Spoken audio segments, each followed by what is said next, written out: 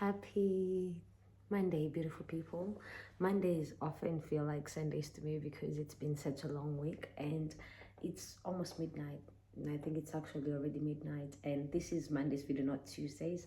I'll film Tuesdays when I wake up. But yeah, I hope you guys are well. Day 20 something at this point. I so look forward to getting to day 30. It's been an amazing journey whenever I pop on YouTube and I can like scroll all the way up to like the first day. I mean, I knew I would stick to it. I knew I could do this, but actually seeing myself do it is amazing. Now I'm looking down because earlier today when I was in studio, okay, there is a lot of updates, but I was in studio whenever these last few days I've been having yogurt. Every time I have a coffee craving, coffee craving in the morning, I always end up drinking yogurt.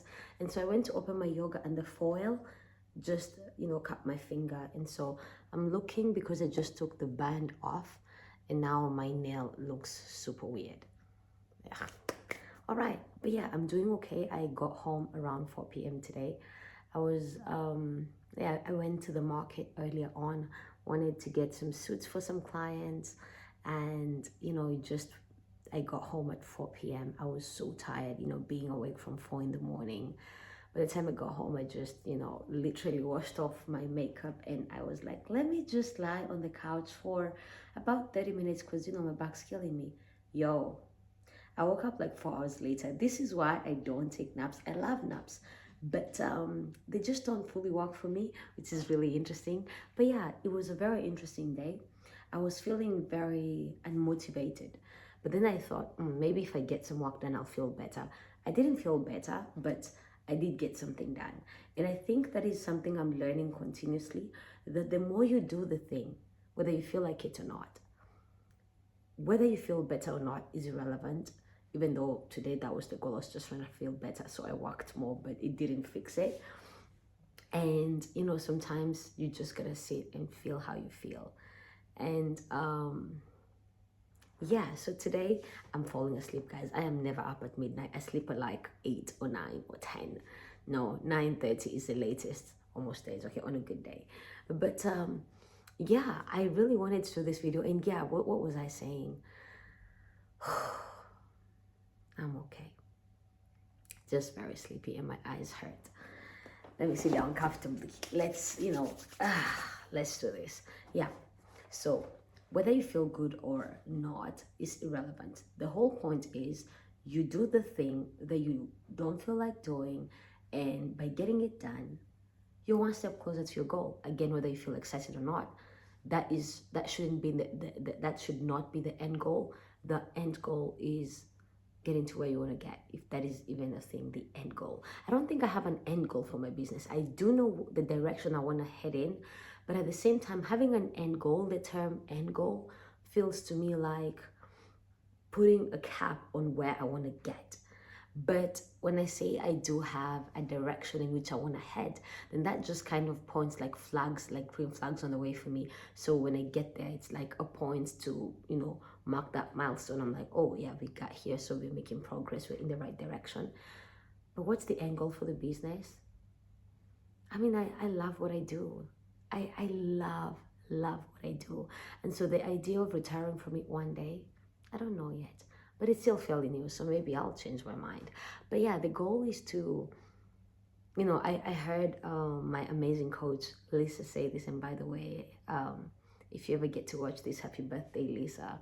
I heard Lisa say this a while back: build your business to sell it. Build your business in a way that it's not centered around you, and someone else can buy it and it's going to be profitable, because the whole point of a business is to make money, right? And I think for the longest time, everything I've always done, like content and all that, has always felt very personal. I don't know that anything about the coaching that I've done, the self-love coaching, the speaking, could survive if I stepped away.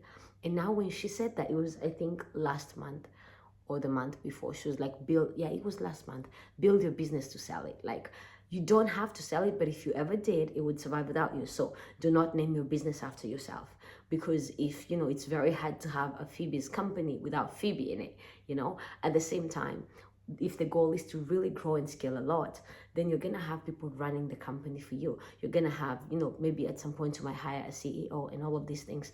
How can they do that if it's all centered around you and if you're running the day to day? There's a part of me, there's something I saw. Oh yeah, I gotta tell you about this, guys. There's something I saw where someone said, I work alone and I am willing to be like to run myself ragged. They didn't say that, but I'm just paraphrasing. She said, I am willing to like run myself empty. I'm willing to really work so hard because I don't trust anyone. Like I don't trust that I can hire someone who is passionate as I am, because, well, she's like, there's either one of two things. Either I hire someone who's as passionate as I am and they want to take my business from me, or I hire someone who is just doing it for the sake. And for me, that's a deal breaker. And I remember thinking, that's really interesting.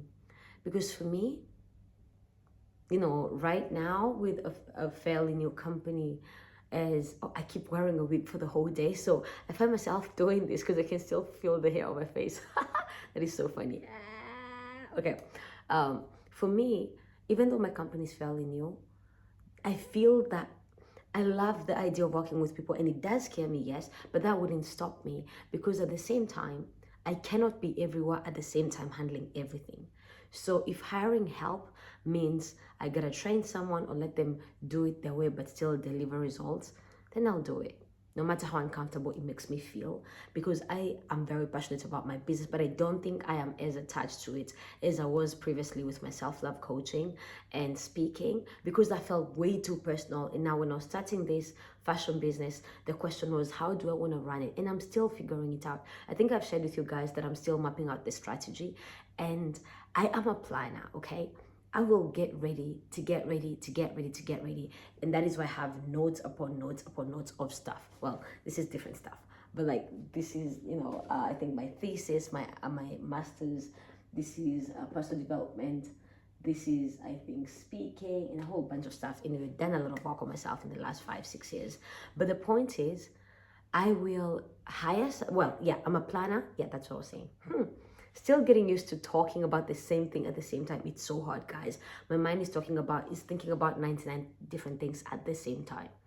Anywho, I am such a planner. I will get ready to get ready to get ready to get ready until eternity without ever actually applying. But one thing I'm learning in business, which, how they say, your business will reflect your level of personal development, your level of self-belief. Because whenever you get to a point that you're limiting yourself, then your business will not grow. And so when you grow, the business grows. And so when I heard that, oh, I like this. All right, we like that. I hope that is gonna be the cover photo thumbnail thingy. Yeah, but that's the thing, right? Because as a planner, it's so uncomfortable for me to do things when I'm not ready. But in business, I'm learning that the more mistakes you make, the faster you learn.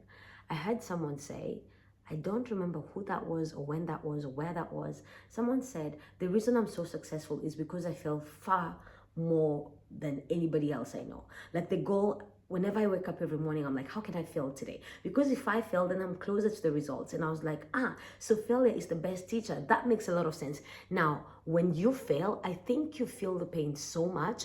It's so, like, it hurts a lot. And again, if you're failing financially as well, because if you take a hit in the market, maybe let's give an example. If you're in the stock industry and you buy stocks and you fail in that way, then yeah, it costs you like, it's a monetary lesson, right? And the thing is, this guy said, I am so successful because I failed so much. But the thing is, I also aim to fail sooner, quicker, faster than anybody else ever will. And because I am failing again and again, faster and faster, then things work out. Because what you learn from failure, success will not teach you that at all. Listen to the TED Talks. Everybody's saying I succeeded, hallelujah. But when you fail, that lesson stays with you. You take it with you to the next chapter of your life. And so it's really interesting to just think about this and talk about this right now, because there's a part of me that is so afraid of failing. As I run this business, as I start this business, there's so many things I don't know yet. As I was taking a shower like 20 minutes ago, the thing that kept coming up for me was, I think 80% of my questions right now, the answer is I don't know. There is so much I still don't know. There's so much I haven't figured out yet, and that makes me feel very uncomfortable. But I think that's okay. Because where is the fun if you know everything you're going to do? And at the same time, it gives me room to explore and fail forward. I learned of a concept years ago called failing forward, and to quote Lisa, again, I'm always referring to Lisa. And if you've never watched my videos before, you're like, who the hell is this Lisa you talk about? Listen, Nichols, okay? Listen, Nichols. There's a video where she says, oh, I'd rather you take 10 steps wrong than analyze one more day trying to make one step right. I was like, I'm so sorry, what? I'd rather you take 10 steps wrong than spend one more day analyzing, trying to make one step right. And then to add on that, one of our coaches as well, Sean Smith, said this years ago, and it stayed with me. What is the point of spending 100 hours trying to map out 100 steps, and the minute you take the second step, everything else goes wrong?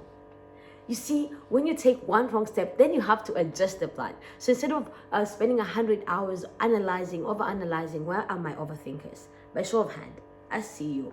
And I'm going to raise both my hands, my feet too, because I overthink almost everything. How am I going to do this? What if it doesn't work out? Oh my goodness, it's always going on in my head again and again and again and again. But what if we aimed to take 10 steps wrong every day? I'm just going to take 10 steps. I'm just going to keep going. I'm just going to keep figuring it out. I think that is how all the successful people we look up to get to where they are. If you have any people you look up to. And success, I feel like my definition of success might be different from your definition of success. And that's okay as well. But the point is, what are you holding? Like, what is it costing you? Ouch. What is it costing you to take one more day and one more week and one more month? And I'm looking myself dead in the eye because I'm asking this to myself, Phoebe. What is it costing you to spend way too much time over analyzing things as opposed to implementing them? Action, you can have all the faith, you can have the best strategy, but without implementation, then you're not going to get any results. What is it costing me? What is it costing you? By sitting in a fancy office, maybe like I am, and having 1,000 notebooks to write on and figure out this strategy and this one, and this is going to be a plan B and a plan C, all the way to a plan Z. What is it costing you? And once I answer that, what would it take to take one step forward today or tomorrow? Well, it's midnight for me, so the only step I'm taking today is towards my bed. Pun intended. But yeah, the only step I'm taking today is to bed. What would it take for you to just take one step forward, or to implement that thing you've been working on and reworking on? What would it take to take one step forward, or to implement that one step forward? What would it take? What would you do with just 5% more self-belief? Not 20, not 30, not 95. What would it take? How would your life change? How would the life of your business, your career, your school, if you're in uni, your family, your relationships, how would that change with 5% more self-belief?